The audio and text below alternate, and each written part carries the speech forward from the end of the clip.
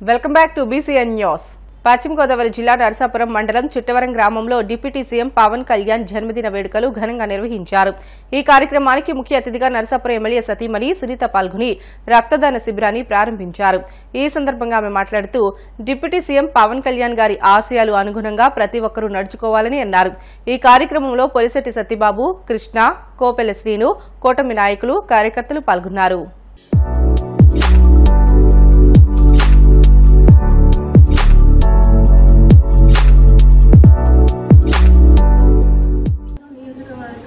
చిట్టవరం గ్రామం ఇక్కడికి వచ్చేసిన అందరికీ కూడా నమస్కారం అండి.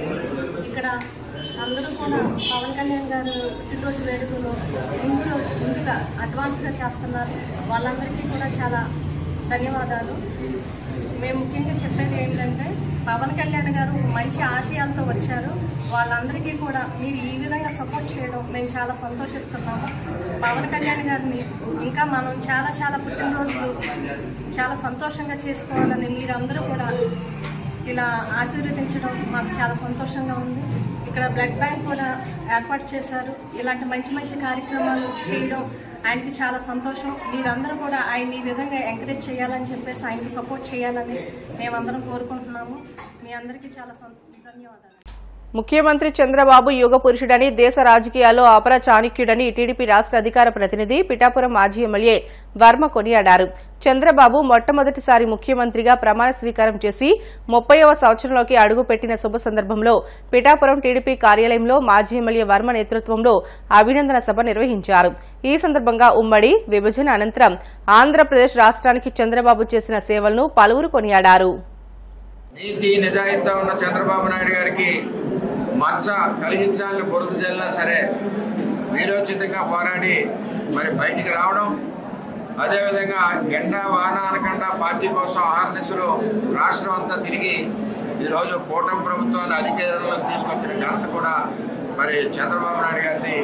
కూటమిలో ఉన్న మరి మిగిలిన పార్టీలు అందరూ కలిసి ఒక కూటమిగా ఏర్పడి ఈరోజు ప్రభుత్వాన్ని ఏర్పడినందుకు మరి ఏది ఏమైనా ఈ 30 సంవత్సరాలు కూడా చంద్రబాబు నాయుడు గారు ముఖ్యంగా నరేగా విషయంలో వస్తే భారతదేశంలోనే ఎవరు ఉపయోగించినన్ని నిధులు చంద్రబాబు నాయుడు గారు కోట్లాది రూపాయల నిధులు తీసుకొచ్చి 2014-19లో రాష్ట్ర వ్యాప్తంగా గ్రామాలన్నీ కూడా సిమెంట్ రోడ్లు వేసి ఆడపడుచులకు ఎవరికి కాలికి మట్టి అవ్వకుండా సుమారు 65-70% గ్రామాల్లో అభివృద్ధి రోడ్స్ వేసి అభివృద్ధి చేసి చూపించారని చెప్పి తెలియజేస్తా ఉన్నాం. అదేవిధంగా మన నియోజకవర్గానికి వచ్చేసరికి 14-19లో చంద్రబాబు నాయుడు గారు 2800 కోట్ల రూపాయలు పిఠాపురం నియోజకవర్గానికి ఎంతో అభిమానంతో ఇచ్చారని చెప్పి చంద్రబాబు నాయుడు గారు తెలియజేసుకుంటూ మరి ఇటువంటి నాయకుడు నిండు నూరేళ్లు ఉండాలని, ఆ భగవంతుడు ఆయురారోగ్యాలు ఇవ్వాలని చెప్పి పిఠాపురం తెలుగుదేశం పార్టీ కార్యకర్తలందరూ కూడా కోరుకుంటూ ఈరోజు హంగు ఆర్భాటాలు లేకుండా ఏదైతే ఈ కార్యక్రమాన్ని రాష్ట్ర వ్యాప్తంగా ఘనంగా జరుపుకోవాలి, కానీ వరదలు ప్రజలు ఇబ్బందికర పరిస్థితుల్లో ఉండడం వల్ల ఈ కార్యక్రమాలని చేయలేదు. మేము ఏదో కార్యకర్తల సమావేశంగా పెట్టుకుని చేసుకోవడం జరిగింది తప్పితే, ఒకసారి జ్ఞాపకం చేసుకోవడం జరిగింది తప్పితే, మేము కూడా పిఠాపురంలో వరదలకు ఎవరైతే ఇబ్బందులు ఉన్నాయో వారితో పార్టీ చంద్రబాబు నాయుడు గారి ఆదేశాల మేరకు వారికి అండగా ఉండే సహాయ సహకారాలు చేస్తామని చెప్పి తెలియజేస్తాం. చంద్రబాబు నాయుడు గారికి 30 సంవత్సరాలు అవుతాయి. చంద్రబాబు నాయుడు గారితో నా ప్రయాణం 22వ సంవత్సరం జరుగుతుంది. చంద్రబాబు నాయుడు గారితో ఇన్ని సంవత్సరాలు ప్రయాణం చేయడం నా అదృష్టంగా భావిస్తూ, అటువంటి నాయకుడి దగ్గర పనిచేయడం కూడా చాలా అదృష్టంగా భావిస్తూ, నేను చంద్రబాబు నాయుడు గారి కుటుంబం నేను బతుకున్నంత కాలం ఆ కుటుంబం గురించి, తెలుగుదేశం పార్టీ గురించి నిరంతరం నేను పిఠాపురం నియోజకవర్గం మా కార్యకర్తలు పనిచేస్తాం. తూచా తప్పకుండా ఆయన ఏ ఆదేశాలు ఇస్తే ఆ విధంగా మేము పనిచేసుకుంటూ చంద్రబాబు గారితో ముందుకెళ్తాం. ఈ 22 సంవత్సరాలు కూడా ఆయనతో కలిసి పనిచేసినందుకు నాకు ఎంతో ఆనందంగా ఉందని చెప్పి మీ అందరికీ. ప్రభుత్వ మద్యం దుకాణాల్లో అవుట్ సోర్సింగ్ పద్ధతిలో పనిచేస్తున్న సిబ్బందిని నూతన మద్యం పాలసీ ఏర్పడ్డాక వేరొక శాఖలోకి ఉద్యోగులుగా బదిలీ చేసి ఉద్యోగ భద్రత కల్పించాలని కడప జిల్లా ప్రొద్దుటూరులో మద్యం షాపుల్లో పనిచేసే అవుట్ సోర్సింగ్ ఉద్యోగులు తహసీల్దార్ కార్యాలయం వద్ద నిరసన తెలియజేశారు. ఈ ధర్నా కార్యక్రమంలో జిల్లా నలుమూల నుంచి వచ్చిన సూపర్వైజర్లు, సేల్స్ మెన్స్ పాల్గొన్నారు. మద్యం షాపులో పనిచేసే 15,000 మంది ఉద్యోగుల్లో వాళ్ళ జీవితాలు ఈరోజు భరోసా లేకుండా పోయే పరిస్థితి వచ్చింది. ఈరోజు ఈ ఉద్యోగాలు తీసుకున్నప్పుడు ఎలా తీసుకున్నారంటే అవుట్ సోర్సింగ్ ద్వారా ఈ ఉద్యోగాలు జాయింట్ కలెక్టర్ ద్వారా ఈ ఉద్యోగాలు తీసుకోవడం జరిగింది. వీళ్ళందరూ ఏమంటారంటే మాకు ఉద్యోగం వచ్చింది కదా, మేము మాకు భరోసా ఉంటుంది, అవుట్ సోర్సింగ్ కదా, గవర్నమెంట్ ద్వారా తీసుకుని ఒక నమ్మకం ఉంటుంది. ఇప్పుడు ఏమైందంటే ప్రభుత్వం మారేసరికి మద్యం షాపులన్నీ ప్రైవేట్ చేస్తున్నాము అని ఒక విధానం తీసుకొస్తున్నారు. సరే, మద్యం పాలసీ ఏం తీసుకునే సంబంధం లేదు, ఆ మద్యం సంబంధం లేదు. ఇప్పుడు వీళ్ళు కోరే డిమాండ్ ఏంటంటే మా ఉద్యోగాలకు భరోసా కల్పించండి, అవుట్ సోర్సింగ్ ద్వారా తీసుకున్న మా ఉద్యోగాలను వేరే శాఖలోనైనా కేటాయించి మా ఉద్యోగాలకు మా జీవితాలకు భరోసానివ్వాలని చెప్పి మేము డిమాండ్ చేస్తూ ఉన్నాం. ముఖ్యంగా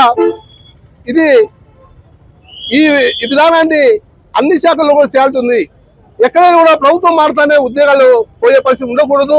అవుట్ సోర్సింగ్ విషయంలో కూడా పర్మనెంట్ ఉద్యోగులతో సమానంగా వాళ్ళ హక్కులు ఉంటాయి. వాళ్ళ హక్కులను కాపాడే దానికోసమే మేము కూడా పనిచేస్తూ ఉన్నాం. ప్రగతిశీల కార్మిక సభ కేంద్రంలో డిమాండ్ చేస్తూ ఉన్నాం. ఉద్యోగాల భద్రత అనేది ఒక హక్కుగా రావాల్సిన పరిస్థితి ఎంతైనా ఉంది. ఈరోజు ప్రభుత్వాలు మారితే ఉద్యోగాలు పోవడం అనేది ఉండకూడదు. ఎక్కడ పని చేసినా కూడా ప్రభుత్వ కార్మికునికి ఉద్యోగ భరోసా ఉండాలా, వాళ్ళ కుటుంబాలకు కూడా ఒక భరోసా ఉంటుంది. అలా కాకుండా ఒక ప్రభుత్వం వస్తే ఒక పాలసీ, ఒక ప్రభుత్వం ఒక పాలసీ కాకుండా దీనికి ఒక శాశ్వత పాలసీ ఉండాలి. ఈ మద్య విధానము నువ్వు మద్యం అమ్ముతావో, ప్రభుత్వం అమ్ముతుందో, ప్రైవేట్ అమ్ముతావో మాకు అవసరం లేదు, కనీసం మాకు ఉద్యోగం మాత్రమే కావాలని చెప్పి డిమాండ్ చేస్తూ ఉన్నారు. మేము గత 5 సంవత్సరాలుగా మద్య షాపుల్లో సేల్స్ మెన్లు, సూపర్వైజర్లు, వాచ్మెన్లుగా పనిచేస్తున్నాము. గవర్నమెంట్కు ఎంతో సహాయం చేసి మా సహాయ సహకారాలు అందించాము. దాదాపు 1-2 సంవత్సరాల వరకు కరోనా టైంలో కూడా మా ప్రాణాలు సైతం లెక్క చేయకుండా వాళ్ళు ఏ టైంకి చెప్తే ఆ టైంకి ఉదయం 6 కానీ 8 కానీ మేము షాపులు తెరిచి ప్రాణాలు కూడా లెక్క చేయకుండా మేము దానికి సహాయ సహకారాలు అందించి రాష్ట్ర ఆర్థిక వ్యవస్థలో మా వంతు మేము సహాయ సహకారాలు చేసి రాష్ట్ర ఆర్థిక వ్యవస్థను మేము నిలబెట్టాము. వాళ్ళు చెప్పినటువంటి ఎటువంటి నియమ నిబంధనలు మేము తప్పకుండా అన్నిటిని ఫాలో చేస్తూ అన్ని దానిలకు మేము కట్టుబడి ఇప్పటి వరకు మా జాబులు ఉద్యోగం పోతాదనే భయం లేకుండా గవర్నమెంట్ మారినా కూడా మా జాబులకు మేము ఎటువంటి హాని కలిగేయలేదు, ఆటంకం చేయలేదు. ప్రభుత్వం మారినా మా పనులు మేము సక్రమంగా చేసుకుంటూ వస్తున్నాము. ఇది ఎందుకు చేస్తున్నామంటే మాకంటూ ఒక లైఫ్ ఉంది. మమ్మల్ని నమ్ముకొని మేము 15,000 మంది దీంట్లో ఉద్యోగం చేస్తున్నాము. మా వెనక 15,000 కుటుంబాలు ఉన్నాయి. మేము ఇప్పటికి గవర్నమెంట్ కొత్త మద్యం పాలసీ అని చెప్పింది. పాలసీ ఏదైనటువంటిది మాకు పెద్ద ఇబ్బంది ఏం లేదు. దాని గురించి స్టార్ హీరో ఎన్టీఆర్ తన తల్లితో కలిసి ఉడిపి శ్రీకృష్ణ ఆలయాన్ని దర్శించారు. ఈ క్రమంలో కన్నడ స్టార్ రిషబ్ శెట్టి మంగళూరు ఎయిర్పోర్ట్ లో తారక్ ను రిసీవ్ చేసుకున్నారు.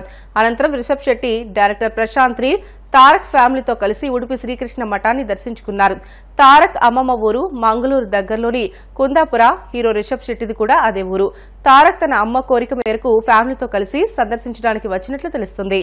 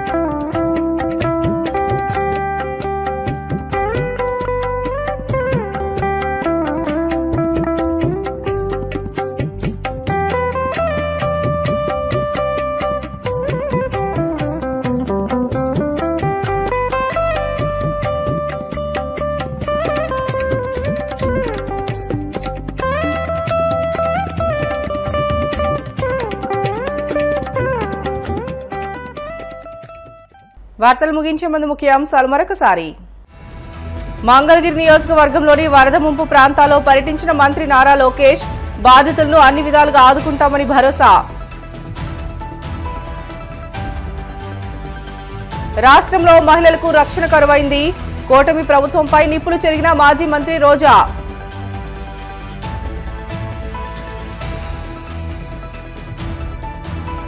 ఎన్నికల మేనిఫెస్టోలో ఇచ్చిన హామీలని వెంటనే అమలు చేయాలి. ప్రభుత్వాన్ని డిమాండ్ చేసిన కాంగ్రెస్ సీనియర్ నేత తులసిరెడ్డి.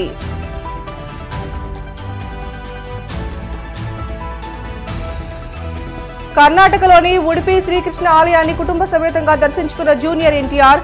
ఆలయ మర్యాదలతో స్వాగతం పలికిన అధికారులు. ఇవి ఇప్పటివరకు బులెటిన్లోని అప్డేట్స్. మరిన్ని వార్తల కోసం BCN digital YouTube channel, Facebook page ని ఫాలో అవ్వండి. అప్డేట్ వార్తల కోసం ప్లీజ్ డూ సబ్స్క్రైబ్.